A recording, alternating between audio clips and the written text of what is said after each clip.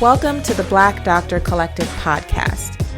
We as Black doctors are in a unique position. We can change our communities, healthcare, and the world. Of course, we start by changing the way we see and value ourselves. I'm your host, Dr. Shanika Horn, pediatrician and physician coach, travel extraordinaire. I am so happy to have you here and listening. So let's get into it.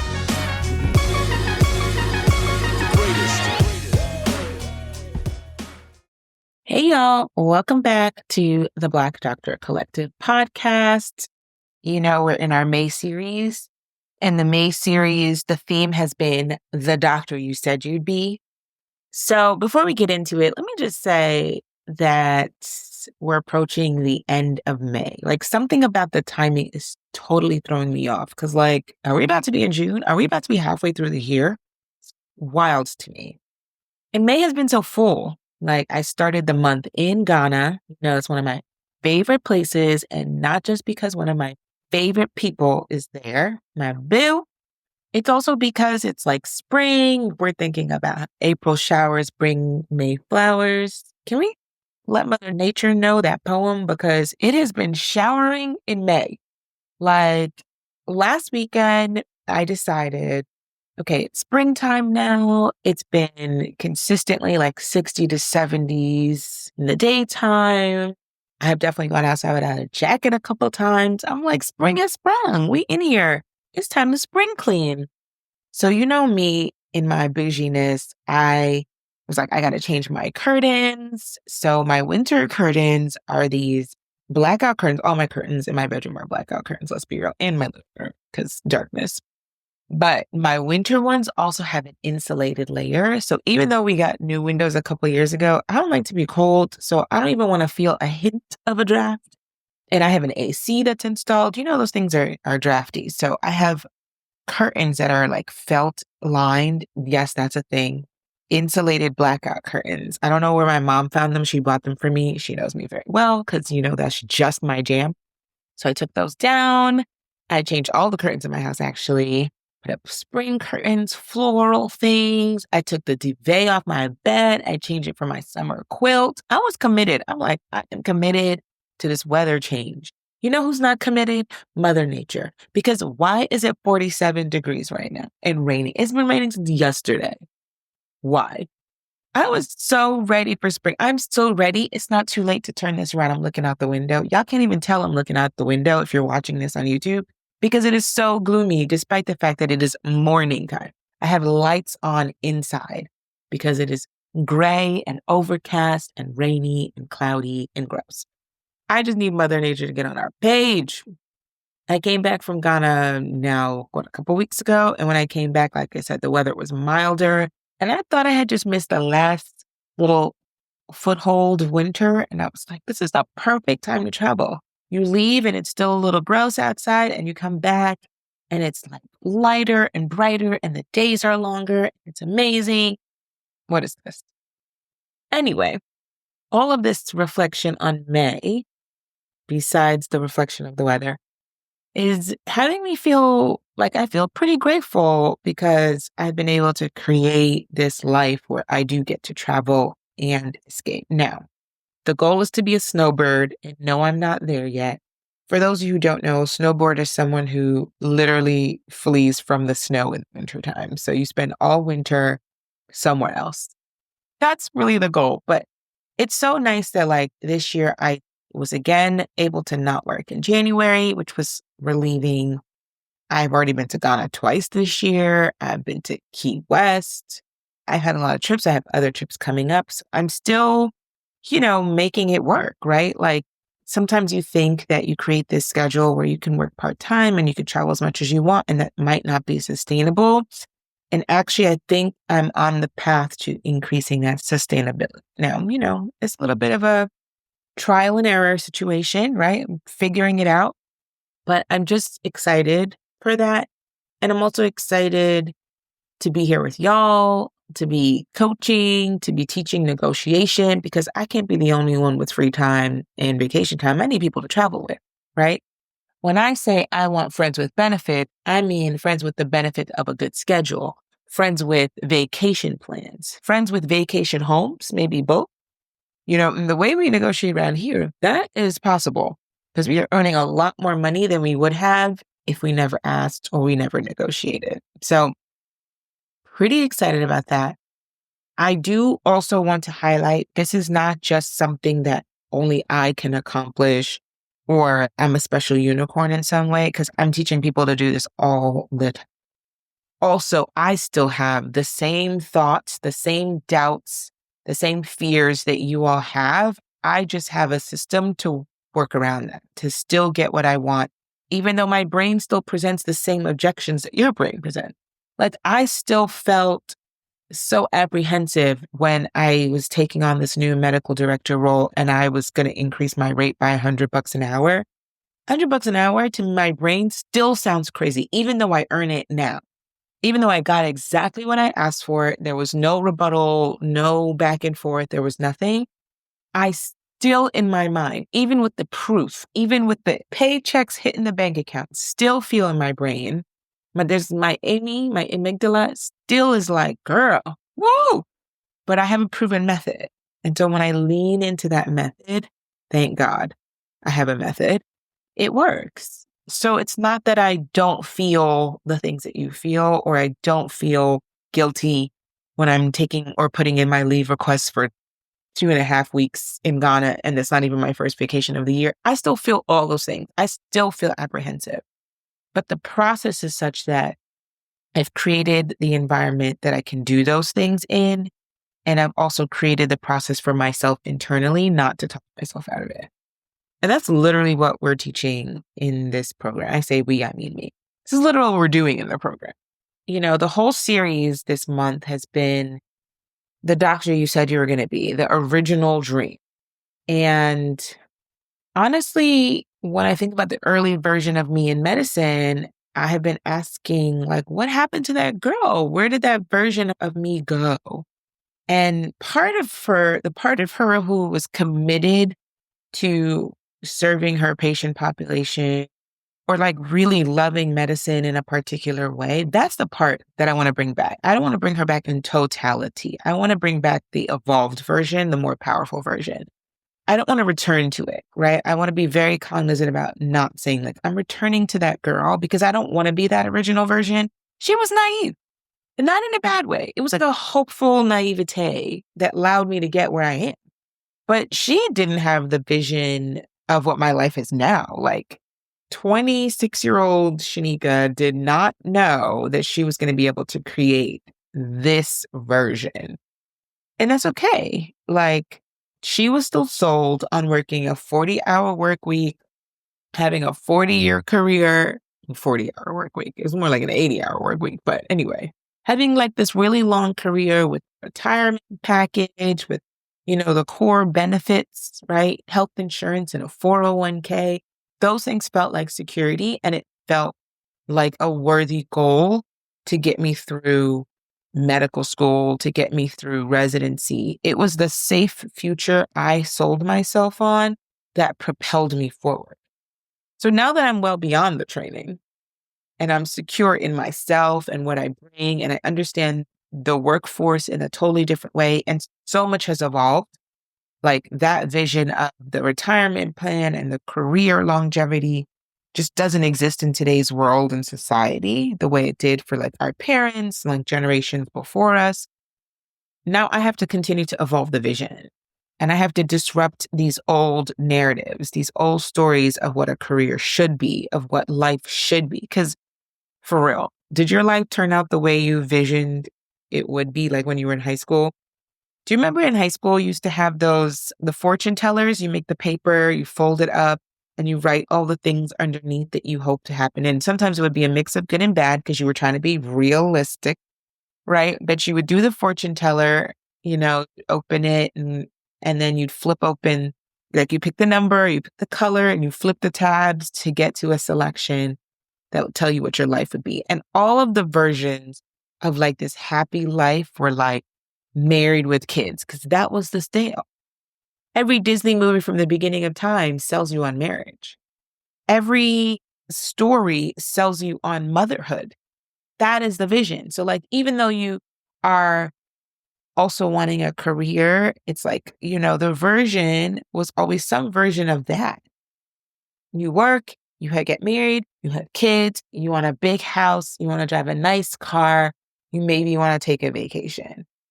And I just think that the vision of my life has so changed from that, because I don't have half of those things and I'm still doing well, right? Like the notion that I could be happy, unmarried, gasp, clutch the pearls, that women can be unhappy without kids, gasp, clutch the pearls, right? That we can all design these various versions. Like some of us are happy with kids, some of us are happy without kids, some of us are happy married, some of us are happy unmarried.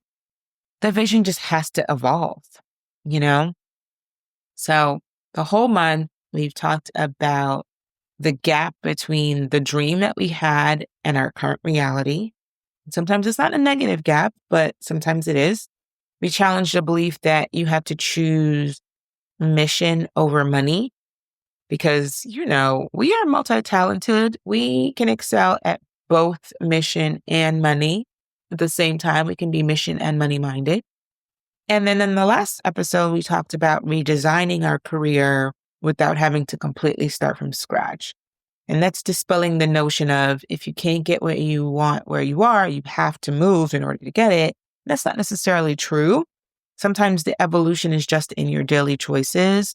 They're not these big mountain moving shifts. They're just smaller shifts in how you relate to people and how you relate to your coworkers or how you don't take work home. And actually, even when you make the big shifts, you still have to make these small ones because that's actually what makes it sustainable. That's what moves the needle the most. So, we're getting into the emotional core of it all. What do you do when the purpose you had, right? You felt like, oh, this is my purpose. This is what I need to do, but it doesn't align with what you actually want anymore. And now it feels like a burden. When the very thing that brought you here is now weighing you down. I want to wrap up this month by talking about what happens when the thing that inspired you to get into this field, this purpose, this vision, starts to feel like a prison. So let's just get right into it. A lot of us entered medicine because we care deeply about our communities. We care deeply about wanting to impact people. We have this like sense of purpose that got us through all those sleepless nights, those long rotations, everything in between. And I mentioned before, like, that's just who I needed to be to get to where I am now. Like, I needed to be the kind of girl who didn't mind a sleepless night, who mastered the 20-minute nap. I needed to be the girl who counted her time by rotation and just getting through the month. I had to be the girl that could get through anything for a finite period of time. I had to be the girl who believed that becoming a doctor was the best way forward. It was the way to serve my community. It was the way to feel the best about myself and to feel like I was fulfilling my vision, my life purpose. When you're committing to a vision that way, especially one that's like grueling and has delayed gratification, like very delayed, like decade delayed gratification, you have to be able to make those kinds of mental commitment. You have to be able to convince yourself that it's going to be worth it in the long run. Think about who you were in college or med school or even residency. What were the thoughts that were going through your head? Like, what was a story that you told yourself on repeat in order to keep going, even when it was tiring, even when you felt discouraged, even when things were challenging? What was that? Because that is a story that defined your purpose for that period. That was the vision you bought into and believed in.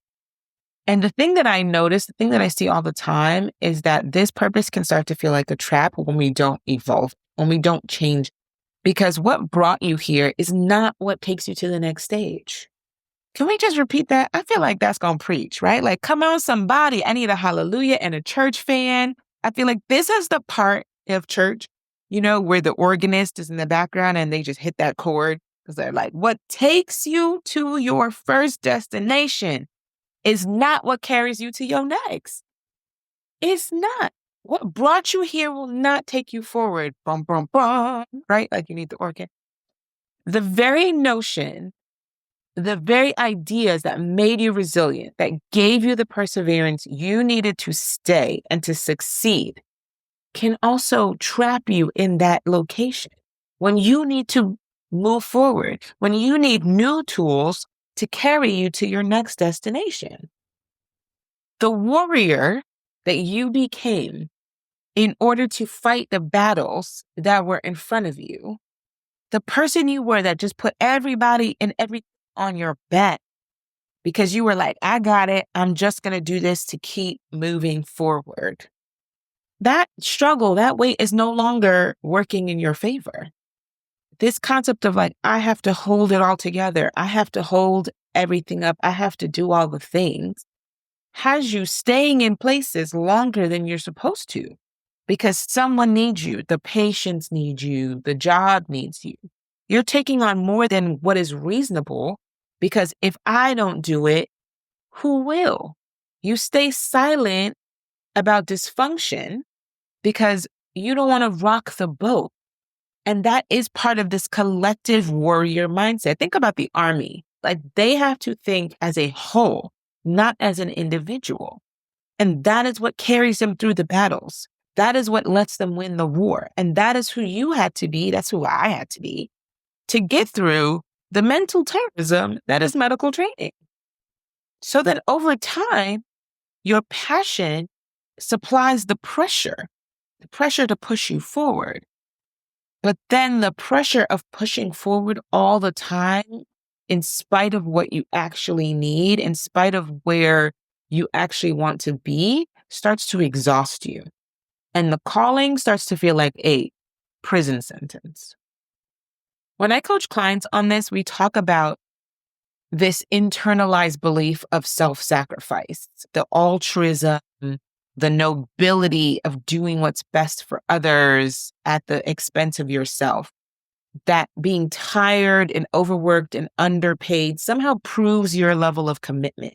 But none of this is actually true. Purpose doesn't always require pain. And if it does, it should definitely be for a finite period of time. It should not be painful into perpetuity forever and ever and ever and ever. Mission does not always require martyrdom. Martyrdom ends in death, y'all. Are you trying to die? I'm not Jesus. Don't put me on the cross. Like, I don't want to die for this. And I certainly don't want to die before I've had experiences. So, okay, we're having this realization, this come to Jesus moment where, okay, maybe what I had to do and what I had to believe is not what's taking me forward. Okay, fine. I can accept that. Now what? And I think for so many of us, we need permission.